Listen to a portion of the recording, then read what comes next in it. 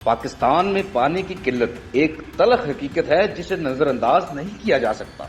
बानियों कायद खबरें ग्रुप ज़िया शाहिद ने 2002 में इसी मुतल्लिक सुप्रीम कोर्ट में रिट दायर की थी और आज 2025 में वो खदशात हकीकत बन चुके हैं। पानी के बगैर जिंदगी और मुल्क की बका मुमकिन नहीं, मगर हुक्मरान बेखबर है। दुनिया में सिर्फ 3% मीठा पानी है जिसे जाया होने से बचाना हर रियासत की जिम्मेदारी है। चीन, तुर्की, भारत और जापान ने दर्जनों डैम बना लिए, मगर हम निस्फ सदी के बाद भी एक बड़ा डैम ना बना सके। सूबाई सियासत ने हर डैम के मंसूबे को रोका और जलालपुर जैसे इलाके बार बार तबाही झेलते रहे। जब तक पानी के मसले को संजीदगी से नहीं लिया जाता, हमारा मुस्तकबिल खतरे में है। अस्सलाम वालेकुम व्यूअर्स, आप देख रहे हैं खबरें डिजिटल रिपोर्टर्स कॉर्नर और मैं हूं वैभव। पाकिस्तान में पानी की किल्लत एक ऐसी तल्ख हकीकत है जिसे नजरअंदाज नहीं किया जा सकता। इसकी हसासियत को, इसकी अहमियत को भांपते हुए, जानते हुए बानियों का खबरें को ज़िया शाहिद साहब ने 2002 में ही सुप्रीम कोर्ट में एक रिट दायर की, जिसमें तीनों सूबों को जो है वो फरीक बनाया गया, वाटर एंड डेवलपमेंट अथॉरिटी को फरीक बनाया गया कि जब भी पाकिस्तान में किसी डैम की तमीर नजदीक आती है तो कोई ना कोई सूबा कोई ना कोई रुकावट डाल देता है। हमारे साथ ज़िया बलोच साहब मौजूद हैं, सीनियर सहाफ़ी हैं। हम उनसे जानने की कोशिश करते हैं कि पाकिस्तान में सूबे कितने अहम हैं और क्या जब भी किसी सूबे ने कभी डैम की तमीर में रुकावट डाली तो क्या वो हकीकत में मुबनी वो उनके जो असूल होते थे या बातें बयान की थी, या फिर वो एक सियासी एक हरबा था या डैम के नाम पे सियासत की जा रही है। अस्सलाम वालेकुम सर। वालेकुम सलाम। सर, आप ये बताइएगा कि पाकिस्तान में एक डैम कितने जरूरी है और दूसरा ये जो सूबों की सियासत हो रही है डैम पे, क्या वाकई ये डैम किसी सूबे के लिए खतरा है अगर बन जाते हैं, या सिर्फ ये सियासी तौर पे इसको हरबाई को इस्तेमाल किया जा रहा है? बट साहब, आपने जिक्र किया बानी चीफ एडिटर जनाब ज़िया शाहिद साहब का, तो मैं उनको खराज तहसीन पेश करना चाहूँगा। एक लीडर जो होता है ना, वो सिर्फ अपने उस इलाके के मुतालिक, अपने इरा के मुतालिक नहीं सोच रहा होता, अपने से आगे, सदियों आगे सोच रहा होता है। तो ज़िया शाहिद साहब ने 2002 में रिट की, 1998 में वो हाई कोर्ट गए और 2002 में वो सुप्रीम कोर्ट गए, और उन्होंने उस वक्त जो रिट में जो भी बातें की वो आज हर्फ बहर्फ सच साबित हो रही हैं। हमारे चीफ एडिटर इस वक्त इम्तिरान शाहिद साहब ने हुक्म दिया कि उनकी वो रिट निकालें। हमने वो रिट निकाली और उसको मैंने खुद ट्रांसलेट किया और हमने 3 किस्तों में उसको रोजनामा खबरें में शाये किया। ऐसे लगता है कि ज़िया शाहिद साहब आने वाले हालात को पहले देख रहे थे कि ये मसला होगा, ये मसला होगा, ये मसला होगा, और वो हमें तंबीह कर रहे थे। तो एक तो उनको खराज अकीदत पेश मैं करता हूँ, और ज़िमनी तौर पर थोड़ा सा अर्ज करना चाहूंगा कि उनका जो नारा है ना, जहां जुल्म वहां खबरें, इसका कोई तोड़ नहीं है। मतलब इसका कोई दूसरा जो है ही नहीं, दूसरा रुख नहीं है। निचोड़ निकाल दिया। इसमें कोई कौमियत नहीं है, कोई मजहब नहीं है, कोई लिसानियत नहीं है। जिसके साथ भी जुल्म हुआ है, चाहे वो अमीर है चाहे गरीब है, जुल्म जिसके साथ हुआ है उसके साथ खड़ा होना चाहिए। और ये दुनिया का मतलब, अंबिया जब आए बहुत सारे, और बहुत सारे रिफॉर्म्स आए, बहुत सारी रिवोल्यूशनरी जनाब मूवमेंट्स हुई, तो उनके जब हम देखते हैं स्लोगन्स को, वो बड़े महदूद होते हैं।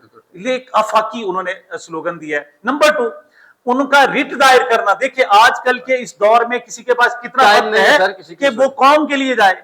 वो अपने लिए सुप्रीम कोर्ट में नहीं गए, इस कौम के लिए, इस वतन के लिए, इस धरती के लिए गए। और जाकर आप उस रिट को जरा डिटेल में पढ़ें तो आपको अंदाजा हो जाएगा। अच्छा, अब हम देखते हैं कि क्या ये जो डैम्स की बनने में जो रुकावट है वो जेन्युइन है या सियासी एतराजात हैं। हम इन्हें देखते हैं। सबसे पहला एतराज है जनाब खैबर पख्तूनख्वा को। अच्छा, ये बिल्कुल लायानी सी बात है। उस रिट में 57 पॉइंट दिए गए, 57, और एक एक अकली दलाइल पर, मंतकी दलाइल पर, साइंसी दलाइल पर, और टेक्नोलॉजी की बुनियाद पर, और समाजी सिस्टम की बुनियाद पर उन्होंने साबित किया है कि नहीं, डैम जो है बहुत जरूरी है। अब खैबर पख्तूनख्वा वालों का एतराज पर, उस वक्त ये NWFP था, नॉर्थ वेस्टर्न फ्रंटियर पोस्ट था, शुमाल मगरबी सरहदी सूबा कहलाता था। अब उसको खैबर पख्तूनख्वा का नाम दिया। वो कहते हैं जी डैम बनने से हमारा एक शहर डूब जाएगा, जैसे नौशहरा डूब जाएगा। सर, आपसे यहीं पे आपसे जानना चाहूंगा, नौशहरा वो जो डैम बन रहा है या बनेगा या बनना चाहता है, वो उधर से कितना दूर है? वो क्या ये मुमकिन है कि सैकड़ों मील? नहीं, मैं आपसे ये कहता हूं कि ये बताएं, कोई भी मकान बनता है उसकी गारंटी जो होती है वो 99% होती है, 100% नहीं होती कि वो नहीं गिरेगा। वो किसी वक्त अर्थक्वेक से गिर सकता है, ایون جو بڑے بڑے ہم لاجسٹک بنا رہے ہیں تو اس کی 100% گارنٹی ہے ہی نہیں. اچھا آپ یہ بتائیں جہاز کتنا محفوظ ہے, لیکن 100% گارنٹی ہے کہ اس کے ساتھ کوئی حادثہ نہیں ہوگا. آپ گاڑی چلاتے ہیں, روزانہ سفر کرتے ہیں, آپ ٹھیک ہے محفوظ ہے. موٹر سائیکل گاڑی جو بیچتے ہیں نا جی, ایک ساتھ بک بیچتے ہیں, اس پہ جناب ساری ڈیٹیل ہوتی ہے. آپ اس بک کو کبھی پڑھیں تو وہ کہیں گے جی ہم نے اس کو محفوظ بنانے کی بہت کوشش کی ہے, لیکن اس سے حادثہ ہو سکتا ہے, حادثہ ہو سکتا ہے. بہت سارے لوگ ایسے ہوتے ہیں جن کو فوبیا ہوتا ہے, ان کا خیال یہ ہوتا ہے کہ ہم چھت کے نیچے جائیں گے تو چھت گر پڑے گی. یہ ایک بیماری ہے, سیدھی سی بات ہے. تو بات یہ ہے کہ وہ پرانا دور نہیں رہا کہ آپ مکان کو تعمیر کر رہے ہیں. آج کل تو ہم زلزلہ پروف بلڈنگز بھی بنا رہے ہیں. تو بات یہ کہ اب تو انہوں نے سمندر پر شہر بنا دیے ہیں. آپ کے کہنے کا مقصد یہ ہے کہ جو پرانے ان کے بہانے تھے وہ سارے ریجیکٹ ہو. آج تو اتنی اچھی ٹیکنالوجی آ گئی کہ آپ ڈیم کو زیادہ سے زیادہ محفوظ بنا سکتے ہیں. مطلب اس کے امکان ہی, جیسے جہاز ہے اس کا امکان ہی نہیں رہتا, لیکن پھر بھی خدا نخواستہ کبھی ہو سکتا ہے. تو وہ ایسے ہی ہے کہ جیسے قیامت آ جائے گی, قیامت آنی اس کو آپ روک نہیں سکتے. تو وہ سارے ٹوٹلی لیم ایکسکیوزز ہیں, ایسا کچھ نہیں ہونے والا. آج کل کے جو سٹرکچر ہیں. اچھا دوسری بات بتائیں, دنیا میں ڈیم کے 3 یا 4 حادثات ایسے ہوئے ہیں پوری دنیا میں جس میں ڈیم ٹوٹا ہے اور اس کے ارد گرد آبادیاں جو ہے وہ نقصان ہوئی ہیں, لیکن اس کے باوجود ہزاروں ڈیم موجود ہیں. اچھا چیف صاحب نے کہا کہ 529 ڈیم تو صرف چین نے بنائے ہیں. اچھا جاپان نے 150 بنائے ہیں, بھارت نے 100 کے قریب بنا لیے. اس کے علاوہ دنیا میں ڈیمز بنائے نہیں بنا سکے, اور ہم نے 3 ڈیم بنائے, وہ بھی آمریت کا دور سمجھ لیں. صدر ایوب صاحب کے زمانے سے پہلے 1969 کے بعد ہم کوئی بھی ڈیم بنا نہیں سکے. کیوں؟ ہماری سیاست کی نظر ہو گئی. اچھا یہ تو ہو گیا خیبر پختونخوا کے آگے. 50 سال میں ہم نے کوشش کی, کوئی ڈیم نہیں بنایا. بڑے فنڈز اکٹھے ہوئے, بڑی حکومتیں آئی, ہر سال ہر حکومت میں ڈیم تعمیر کا بجٹ بڑھتا ہے, لیکن وہاں پہ تعمیر وہ بھی جو آپ نے ڈیم بنائے نا جی, ان کی کیپیسٹی 50% نہیں رہی اس وقت. وہ جو اس میں سٹوریج تھی, کیونکہ اس میں سیلٹ جمع ہوتا رہتا ہے, اس میں ریت اور مٹی اور بل جسے کہتے ہیں وہ اس میں اکٹھا ہوتا رہتا ہے. ہاں ڈیم کو نہیں, کوئی بھی آپ عمارت بناتے ہیں نا اس کی ایک ایکسپائری ڈیٹ ہوتی ہے, ایک یاد رکھیں آپ, ایکسپائری کے بغیر کچھ نہیں ہوتا. یہ ڈیم بھی جو آپ نے بنایا, چاہے جتنی مرضی صفائی کرتے رہیں, آپ کوئی بھی عمارت بناتے ہیں آپ کی. اچھا آپ نے دیکھا ہمارے ہم جو جناب ٹائر استعمال کرتے ہیں, چاہے وہ موٹر سائیکل میں ہو چاہے گاڑیوں میں ہو, جب بار بار پنچر نہیں ہوتے ہم اس کو ٹیوب تبدیل نہیں کرتے. حالانکہ ان کا ایک ٹائم ہوتا ہے کہ اس کی عمر 9 مہینے ہے, ہم وہ ٹوتھ پیسٹ کو نچوڑ کے نکالتے ہیں. آپ 9 مہینے بعد اپنی ٹیوب تبدیل کر لیں, آپ کو کبھی پریشانی ہوگی نہیں. ٹھیک ہے جی. تو لیکن ہم بار بار پھر پنچر راستے میں کھڑے ہوتے ہیں, اسٹپنیاں جواب دے جاتی ہیں, پھر ہم جناب اپنی گاڑی کا ٹائر تبدیل کرتے ہیں. یہ ہماری سائیکی ہے. سملرلی جو ڈیم ہم نے بنائے تھے 2029 میں, 2025 میں ہم بیٹھے ہوئے, صرف 4 سال بعد ان کی ایکسپائری ڈیٹ ہے. تو وہ پہلے خطرہ ہے, وہ 50% 60% اس وقت ان کی سٹوریج ختم ہو گئی. مطلب وہ بھر گئے, مٹی سے بھر گئے, اور باقی جو ہے وہ بھی بھر جائیں گے. اب وہ کسی کام کے نہیں رہے. اس وقت تک کم از کم 8 سے 10 ڈیم ہمارے تیار ہونے چاہیے تھے. اچھا خیر, اب سندھ کی بات کریں. سندھ کا ایک جینون موقف ہے.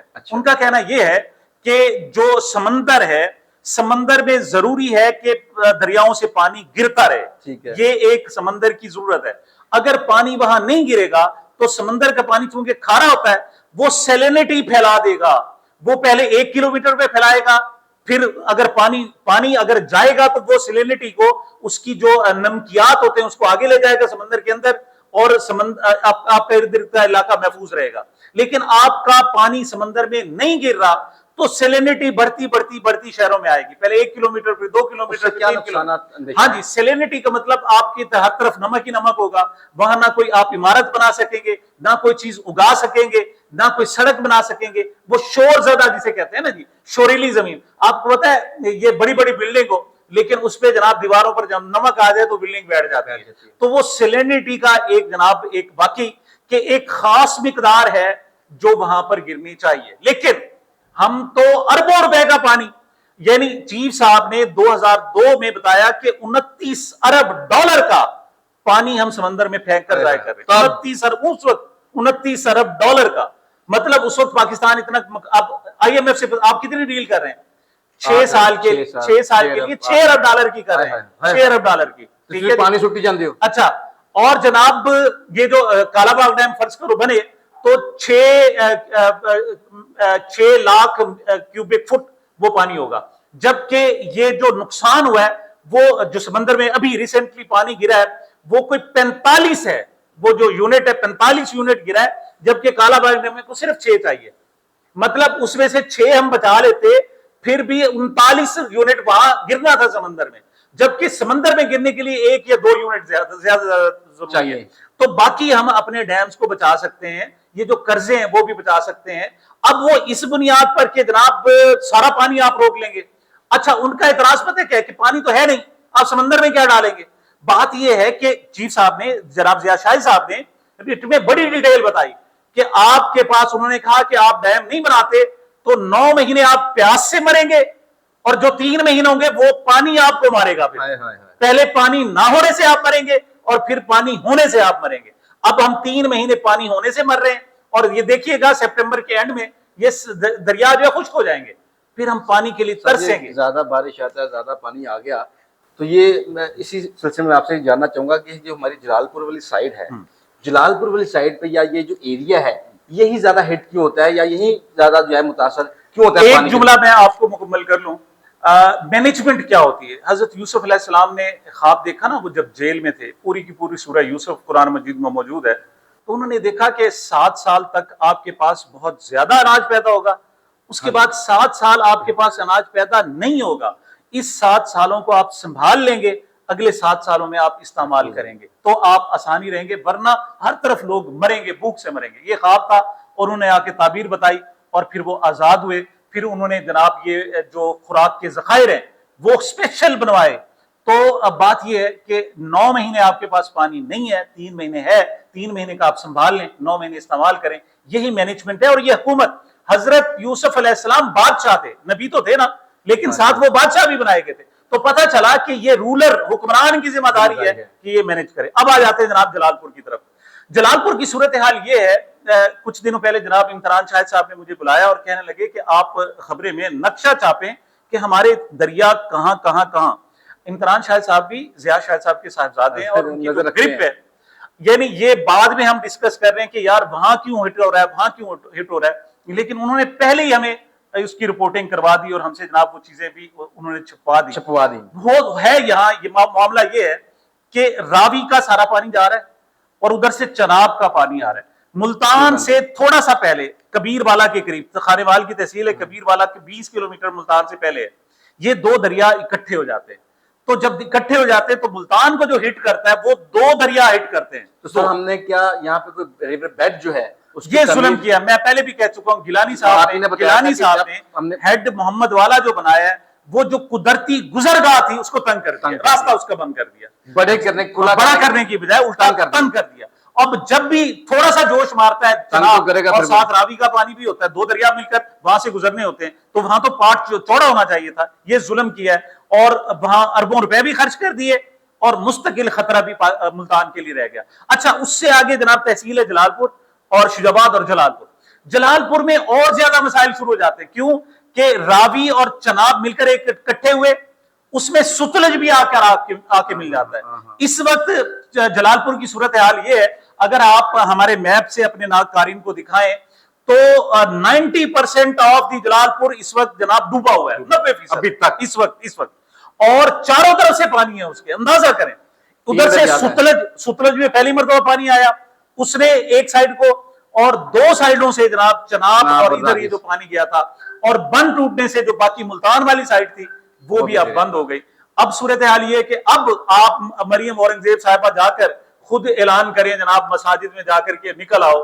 اب وہ 90% گھرا ہوا ہے, وہ وہاں سے کہاں نکلیں؟ بات تو یہ ہے. اور 7 لاکھ آبادی ہے, آپ ہیلی کاپٹر سے 7 لاکھ لوگوں کو نکال کے دکھائیں, مطلب آپ ڈھکوسلے کر رہے ہیں ٹک ٹاک بنانے کے لیے تو ٹھیک ہے, لیکن اصل بات یہ ہے کہ آپ کو پیشگی انتظامات کرنے ہوں گے. یہ جو 9 مہینے خشکی کے ہیں, جب تک ان کو یوٹیلائز کر کے آپ ان 3 مہینوں کا حل نہیں نکالیں گے, اور یہ 3 مہینوں میں پانی نہیں جا رہا, یہ پاکستان کا خون جا رہا ہے, خون سمندر میں, سمندر برد ہو رہا ہے, اور یہ پاکستان کی طاقت ہے, پاکستان کے ڈالرز ہیں جو سمندر میں پھینکے جا رہے ہیں. جب تک آپ یہ نہیں روکیں گے آپ تباہ بھی ہوتے رہیں گے, آپ کے پاس آفات بھی آتی رہیں گی, آپ مقروض بھی رہیں گے, اور بھوکوں بھی مریں گے. جی بہت شکریہ. جب آپ قدرت کے ساتھ چھیڑ چھاڑ کرتے ہیں تو قدرت اپنا انتقام ضرور لیتی ہے. جب آپ قدرت کو چھیڑیں گے تو قدرت نے اپنا انتقام اسی صورت میں لینا ہے کہ آپ سے وہ بدلا لے گی کہ آپ کو ایک ڈایامیٹر ایک سیکوینس دیا ہوا ہے, آپ اس کے اوپر چلیں.